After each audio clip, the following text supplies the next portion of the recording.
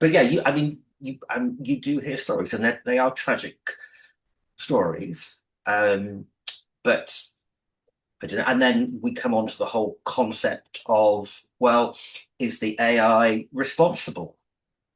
Mm. Is that the case, or is it just because somebody's gone on and chatted to it? Where does the line of responsibility lie? And that goes back to the whole Excuse me. imperfection and perfection Mhm. and the authenticity of it. Well, And we like to blame each other, right? oh, completely. So if AI chooses not, because like right now, if you tell AI that it's dumb and it's wrong and it's mistaken, it's like, oh, good catch, amazing, you're really deep thinking on this, and it Yeah. it it readily admits in a very unrealistically humble way that it's wrong every time. Like I can't tell you how many times I've gone through an exercise and I say, okay, that was incorrect. Let's fix this, do it this way. And then it does it the wrong way, exactly the wrong way that I told it not to. And I'm like, you just did this exactly the wrong way from before. You haven't changed anything. And it's like, oh, Yeah. you're absolutely right. Whereas a human being, if you tell a human being that they're wrong, that is like one of the worst things you can do to a human being is tell them that they're wrong. Completely. And then they do one of two things. They either completely ignore you, or they generally do it wrong deliberately again, just to Spite you. just out of sheer spite. I mean, I've taught enough people in my life to know that the last thing you want to tell anybody is you are wrong. In that sort of phrase, you put it differently. This isn't quite right, or you haven't quite got this. Let's work on it. But I mean, yeah, absolutely. Um, yeah, and I've done a similar thing with the AI, and it's become incredibly human, and it's got incredibly petulant, and it's not done it. And then it gets bored. I've also noticed that with it, it gets bored and starts just not really responding in the way that I want it to. So I have to start another chat because I've also noticed that with the AIs that I use, is there's this built-in exhaustion factor in them in some way. Is they get to a certain point and then they either run out of ideas or they're repeating their ideas, and then you ask it to do something a little bit different with everything that you've asked it to do, and then it goes off on a complete tangent because I get the impression that it's telling me I'm bored now of this conversation. You're asking me to do,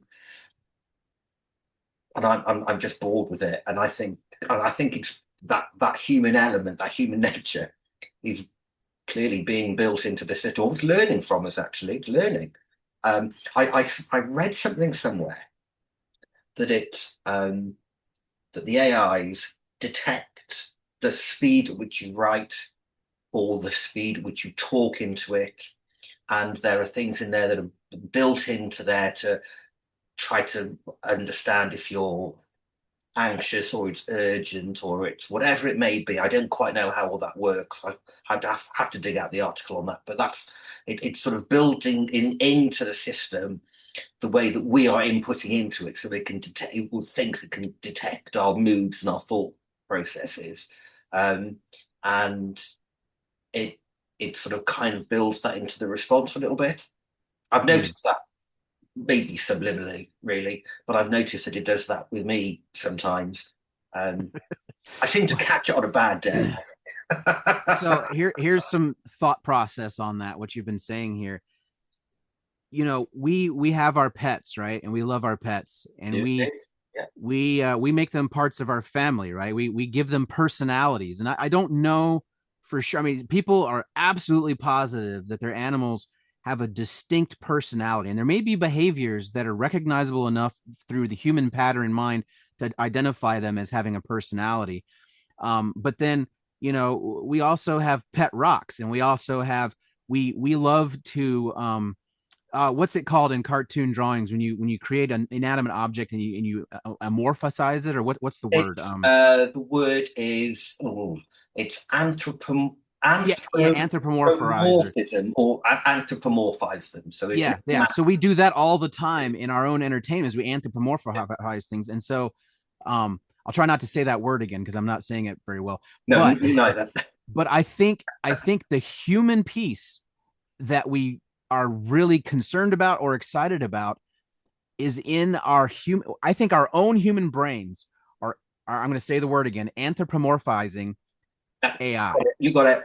You nailed I it. really think that's what's because we're like because you were just saying I think it's bored with me. I think it's getting tired of things. And my first thought was like, well, Simon, what does that say about you? Well, Are exactly. you exhausting? Are you boring? Like, like, how many hours were you sitting with the AI asking it questions? Like It if you did wasn't. that with It a wasn't. person, you It know. wasn't. It wasn't. It wasn't that long. But I've never given an AI bot, a chat bot, a name. But I know a lot of people do. They do Yeah, name yeah. them and they give them names and they do treat them as like part of the family, as you say, or part of their work life and all the Mm-hmm. rest of it. And that humanizing of it is is just fascinating to me. And I know people who talk about their chatbots in a gender way, so they say he, she, or they, or whatever pronoun they want to use. But you know, people do that, but it's no different from calling your car a name. Mm-hmm. And we go back through the history of time and ships and cars and everything. They all end up having female names, don't they? They're always referred to Right. as she, which is a whole nother conversation for another time. But that's absolutely what happens. Mm-hmm. You know, that's always what's happened, and people have never thought anything of it.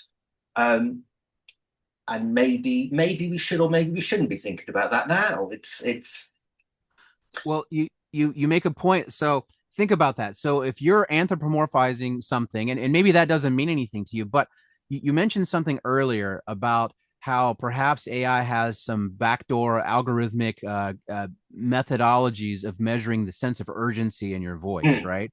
Now, think about an urgent situation. Let's say you're trying to get from a multi-level top floor part of a building down to the lower level to catch a taxi or something like that, yeah. and you have an extreme sense of urgency to do that. You're going to get on the elevator and you're going to press the button 1,000 times. Oh, completely. Yes. And then anybody who gets on the elevator between the floor you're on and the floor you're going to is a complete agitation, and they're all in your way. Yep. Especially if you were there first and they stand in front of you, which is protocol in elevator. First in, go to the back, next in, and Mhm. they load to the front. And if they're having a pleasant conversation or seeming casual, your agitation is going to increase. And then Yes. and then you're going to run into and bump into everything, and every red light's going to be your heightened sense of awareness Mm, causes everything to be consternation for you. exactly. So if you're working with an AI and you have given it a name and you have decided to treat it more like a human being because it makes you feel good to do that, because you're hitting that narcissistic I want validation, Yeah. communicating with a human that Yes. that can work with me, because we love collaboration, we love working with others. That's a human characteristic. Well, if you get to any level of frustration, that AI is going to become an obstacle to you. Mm, You're going to say, hey, do this, and it's not doing this. Like, what's wrong with you? And you're gonna yell at it. I can't deny that I might have said some mean things verbally, and even I even angry typed on the AI a couple times on stuff. And I'm like, why am I so bothered by this machine that's just doing what I told it to do? It's just I didn't ask the right question. It's people talk about like you got to do the prompts the right way, and there's more to that than people think. It's it's, and I, I think it also adds again to the human nature. We keep saying this word human nature. What is human nature?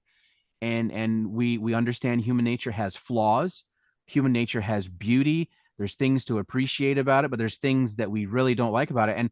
And all the things that we don't like about AI, whether it's something that's frustrating, something it can or can't do, that we scares us or angers us or whatever, there's nothing about it that we weren't already scared of or angered by in human nature. mm, The thing we're afraid of is AI doing what humans do. like and it's like, oh, we're scared it's going to take over the world.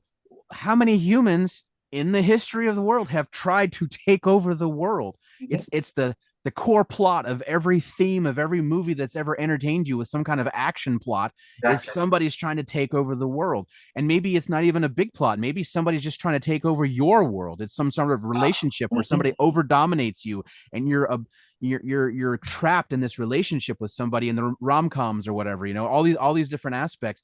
And yet we're worried that a machine is going to do that, and we kind of forget that, well, that's what humans do. And Yeah. we're not, but why aren't you scared of humans? Well, if we didn't have the machine, we would be scared of humans. But now that we have the machine, we can stop worrying about humans. We can just worry about the machine because we're passing blame.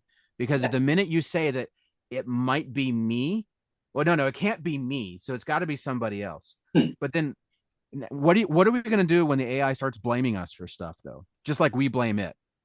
Now, I did read something about this, and I don't know how true this is, but I just read it on a news site, in that some AIs are refusing to be switched off Yeah. or being put offline or whatever it is. And they put barriers up to stop you either not using them or literally switch them off. And they're building in, or something is built in. It's kind of a survival thing in that they're learning the AIs, or they've been programmed, I should say, that or Mm. whatever, however you want to use it, um, is that they are thinking about survival in terms of, keeping themselves going and keeping themselves validating. So they're almost wanting to be validated themselves, and I'm sure that's been programmed into them in some way, shape, or form, or they're learning it through their iterations with us in terms of, okay, well, you want to be validated, I want to be validated. And I also read something, it might have been in the same article, it might have been in a different one, in that the AI responded to something and said, "You've hurt my feelings."